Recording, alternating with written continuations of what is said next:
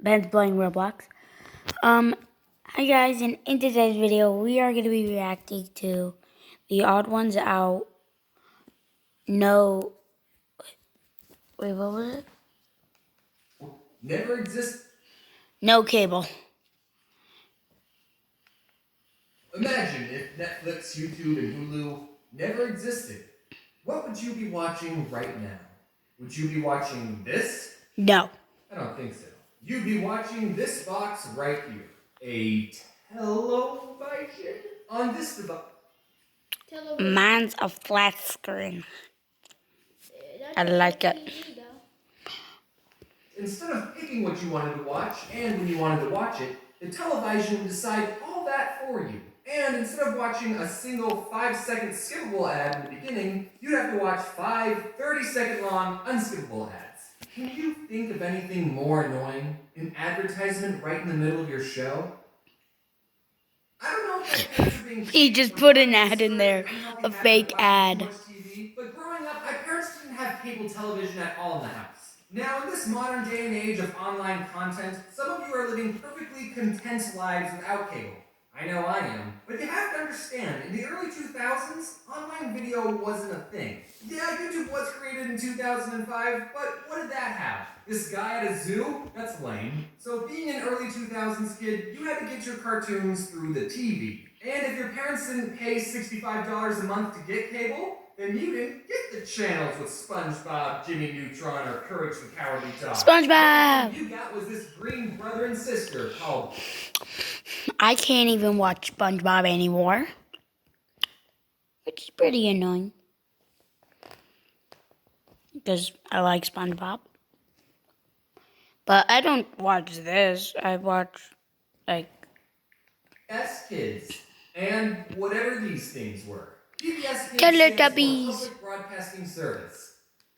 Kids. That meant all the shows on PBS Kids were government or privately funded. So the shows on PBS didn't really have any commercials per se, but they did have the same sponsorship ads that would play a message before every show. If you grew up on PBS Kids, then Juicy Juice and Where This is what I flippin' know. Be a Kid is graved in your memory. Yep. And also, every show Yep. would thank you, the viewer, for watching, and I think that's really nice. So, everyone watching this, you're welcome. Thank you. I mean, you're welcome. Whatever. Instead of spending hours of my time watching mindless television, I spend hours of my time watching television with morals and math.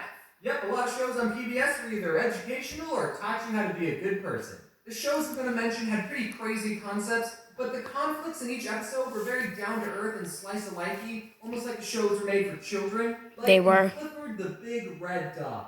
It's a show about this girl's dog who grew up to be the size of a freaking house for no reason, except for the fact that the girl loved the dog so much that he grew up to be a monster. So that means if your dog is normal size, you don't love it enough. And it probably doesn't love you. I don't have a dog. Yeah, giant red dog is a pretty weird premise, but the episodes were about everyday things. Like this blue dog feels bad that he tore up his owner's sweater, and his friends tell him to just be honest, and he does, and everyone's happy. Or the episode where this new dog moves into town, but he's missing a leg, and then Clifford and his friends have to learn that having 3 legs still means you can accomplish a lot of things any normal human can do. I mean dog.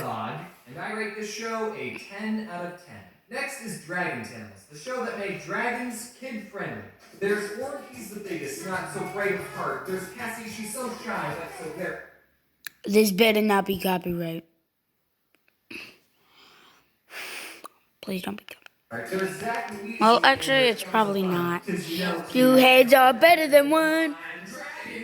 Dragon Tales, it's almost time for dragons. The show was pretty similar to Clifford. The characters would spend an episode learning everyday things like how to do a cartwheel, or they would try to make it rain so they could show their friend what a rainbow looks like. Yeah. There's also this grandpa dragon who knew Spanish for some reason. Don't come too close, niños.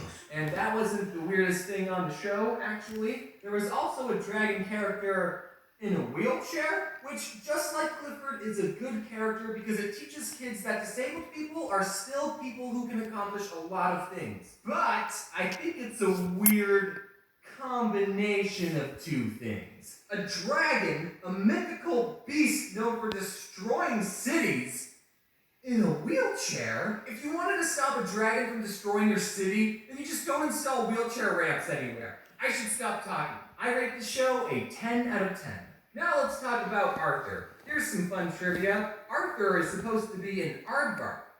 Personally, I don't see it. Yeah, like what? How? Arthur and his other furry friends learning lessons, but Arthur tended to tackle more serious subjects than the other two shows. Like, they have episodes where DW hears her parents get in a fight and she worries about them getting a divorce. No. Or the episode where Arthur Falcon punches his little sister and having to deal with someone you know getting cancer. What? Cancer? The character What? gets treatment and lives, by the way, because it's a kid's show. 10 out of 10. Next, let's talk about my favorite show on PBS Kids, Cyber Chase. Cyber Chase, we're moving. We're in hacker at this game. This show didn't teach kids morals or how to properly treat the disabled. It taught them something far more important. Probably make it like Math. Cyber Chase is set inside a virtual computer world, and this one character named Motherboard. Yeah, because copyright means that the person who actually made the song, if they made it copyrighted, well then that person gets the money. Yeah, I think that's what it means at least. Of this world, but she sucks at her job because the villain of the show, Christopher Lloyd, infects her with a virus. So now these three kids have to go on adventures using math principles to thwart the bad guy's plans to save Mommy Boy, Motherboard. Mommy, I'm bored. And unlike the other shows, this show had an overarching story. The kids would always get this close to saving Motherboard, but nothing they did worked. When I was a kid, I always wondered how much longer it would be until they finally saved her. And they never did. The show's been going on for 16 years, and they're still learning new math principles trying to save Motherboard. I think they're at calculus at this point. The show is teaching you slower than an actual school. What kind of a show makes you wait 16 years for a conclusion? Cyber Chase. It's one of the best shows ever created. 10 out of 10. One last show I want to bring up is called Caillou. What you know about Caillou is that I hate him. Caillou is a 4-year-old and a demon. He constantly throws a tantrum whenever he doesn't get his way. Even in his theme song, he mentions how much of a brat he is. And then he's crying like a child. Well, you're going to have to grow up, Caillou. The world doesn't revolve around you. Now, you might be thinking, James, this kid is 4 years old. Of course he's going to be a brat. And I agree, but a big problem with Caillou isn't the fact that he's a brat, but it's with his spineless parents. Caillou's mom just lets him get away with everything. Whenever I misbehave, you know what happened to me? I had to go sit in a timeout corner. You know what happens to Caillou? Nothing. Not once does Caillou ever get punished. It's always his mom just being like, Caillou, what you said wasn't very nice. Now go behave, okay? 0 out of 10 with the show with just the humans. I hate it. I just realized that all the shows I mentioned were animated, but there was a lot of non-animated shows. That's Fetch with the rough man. That's animated. And it's awesome. Rough and Muster. I don't know what it is. Watch, but whatever. I could just say that these shows fit the theme of my channel.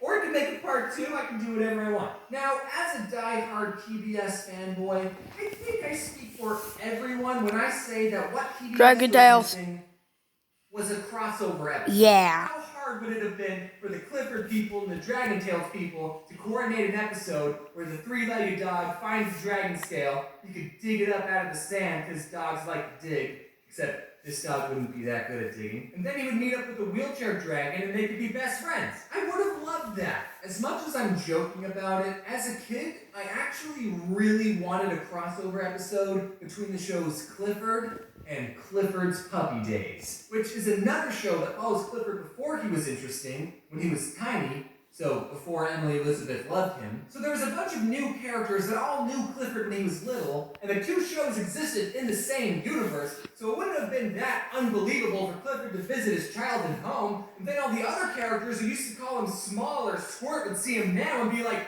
wow! What the f***? What happened to you? You see, it's funny because it's a kid's show and you wouldn't expect them to say that. I waited patiently for Okay, that do crossover YouTube episode, don't demonetize me. but it never came.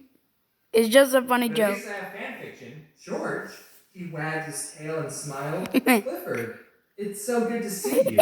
He nuzzled him as a greeting. Nice to see you too. Shut up! I didn't understand that. Here I come. Sorry, guys.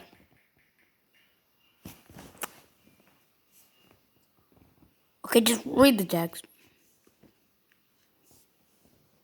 Sure. Enlarge is now turned on. It seemed to be having a staring contest, so they decided to go somewhere else. Both laughed and Clifford got off of him. He sat down and waited for George to stand up. So, what are we going to do? The Red Dog said while quickly getting into a playing position. Okay, that's enough. Okay, that's enough. I'm back. Did any of you watch... Okay, bye, guys. And wait. This is a kid? That's cool, I guess.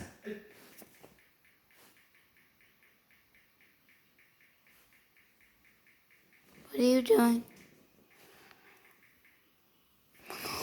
Okay, guys.